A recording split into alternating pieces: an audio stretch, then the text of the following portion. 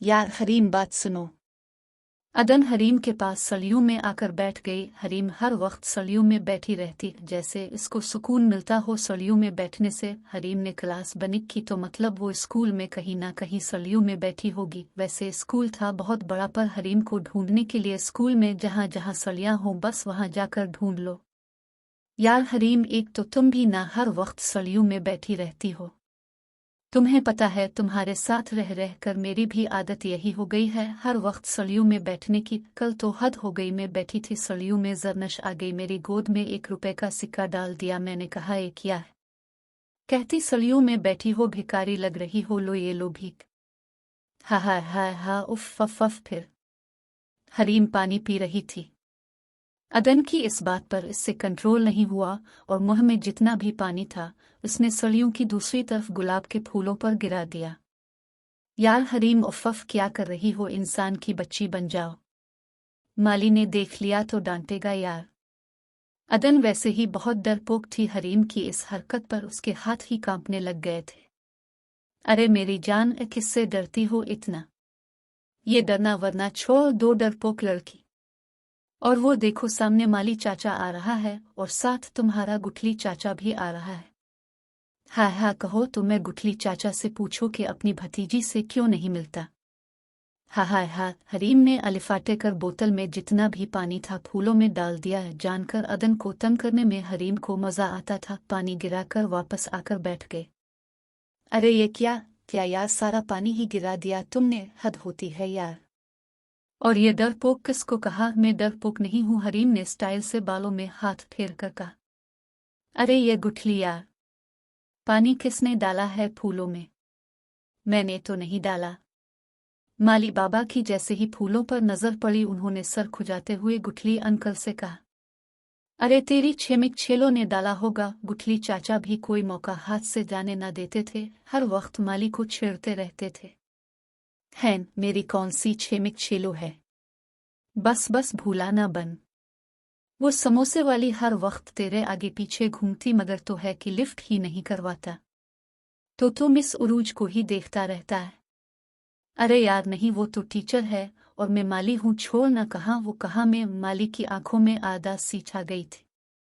Uncle ये पानी तो अदन ने डाला है। हरीम ने फिर से अदन को तंग करने की कोशिश की। क्या मम्मी? मैंने नहीं, ये झूठ के रही है।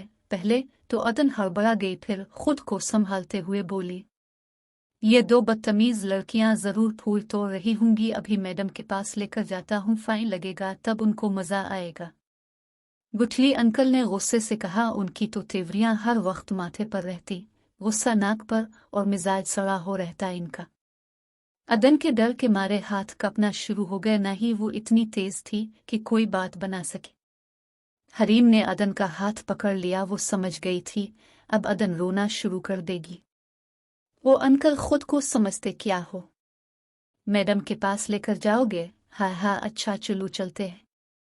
क्या कहोगे? बच्चों ने फूल तोड़ा, लेकिन हमारे हाथ में तो कोई फूल है ही नहीं, और सीसीटीवी फुटेज में भी यही आएगा कि हम पानी दे रहे हैं, फूलों को ना कि तोड़ रहे हैं। हमारी टीचर भी हमें कहती फूलों को पानी देना चाहिए। पर हाँ, हमने अब की बातें जरूर सुन ली हैं। तौबा, टीचर उरूज जैसी मुकद्दस हस्ती के बारे में इतना घटिया लफ्ज सुनते ही मेरे कानों के पर्दे फट गए और रूह कफस उनसरी से परवाज कर गई। खुदा की पनाह, कोई शख्स टीचर को छेमिक छेलो कैसे कह सकता है? अरे अरे बेटा, मैं तो बस मजाक कर रहा था, लेकिन तुम तो गुस्सा ही हो गई। फूल तोड़ना है तो बेशक तोड़ लो, हम कुछ नहीं कहेंगे। गुठली चाचा और माली बाबा परेशान हो गए थे। हाँ हाँ, ताका अब लोग हमें पकड़ लें और मैडम से डांट पड़वा दें। अदन के चाचा, एक बात सुन लो, ये बेवकूफ़ किसी और को बनाना। चलो अदन क्लास में। भाई ये तो बहुत तेज बच्ची है, तौबा, कैंची की तरह जुबान चलती है इसकी। लेकिन एक बात है, इसने आपको अदन का चाचा क्यों कहा? क्या वो आपकी भतीजी है? माली ने फिर सर खुजाते हुए कहा। मैं नहीं जानता और ना ही मेरी भतीजी है। ऐसी भतीजी तो खुदा किसी को ना दे। 2 मिनट में ऐसी की तीसी कर गए और तो सर कम खुजाकर चलते हैं। वो जो लफ्ज़ मेरे गुमा में थे वो तेरी जुबान पर आ गए। वो जो गीत तुमने सुना नहीं मेरी उम्र भर का रियाज था। मेरे दर्द की थी दास्तां जिसे तुम हंसी में उड़ा गए। हाय हाय अदन कैसा है, अच्छा है ना, मैंने कल कहीं पढ़ा था इस माली पर फुट है। हाय हरीम की बच्ची, ये क्या हरकत की तुमने यार, मुझे ही फंसा दिया था तुमने। और गुठली अंकल को तुमने क्यों इतना सब सुना दिया। ओ हेलो मिस देवदास, अगर मैं ऐसा ना कहती तो मैडम के पास ले जाता और वो काली चुड़ैल हमारी ऐसी की तीसी कर देती। और रही बात तुम्हारी तो सच कहूँ कभी कभी मुझे तुम्हारी फिक्र होती, पता नहीं क्या बनेगा तुम्हारा, जैसे अभी हाथ कांपने लग गए थे। मैं ना होती तो पता नहीं तुम्हारा क्या होता, तुम ना होती तो ये भी ना होता। हाय हा, अदन ने हरीम का मजाक उड़ाया। चल अब इतनी भी इज्जत ना कर, मुझे शर्म आ रही। हाय है वैसे तो हंसते हुए बहुत अच्छी लगती, अदन ने हंसाकर। हरीम यार प्लीज तो मुझे कभी छोड़कर न जाना। अदन की आंखों में आदासी छा गई और हरीम को खोने का खौफ अदन के चेहरे पर साफ दिखाई दे रहा था। नहीं कभी नहीं जाऊंगी, पर तुम ऐसे क्यों कह रही हो। नहीं बस ऐसे ही कह दिया। अच्छा छोड़ो, मैंने तुमसे ये पूछना था कि ये फीस बिक क्या है। यार मैंने जरनश और उसकी दोस्त को कहते सुना था, पर मेरे पूछने पर उन्होंने नहीं बताया।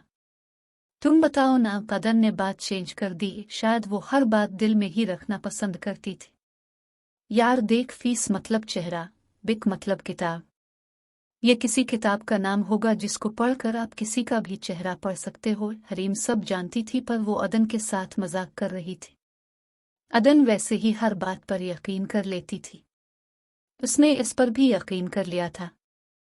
हरीम ने सोचा इसको घर जाते वक्त बता दूंगी कि फीस बिक किया है, क्योंकि हरीम और अदन दोनों ही स्कूल बस में आते जाते थे। पर हरीम का घर पहले आता था, अदन का दौर था। लेकिन हरीम के जहन में ही नहीं रहा अदन को बताना।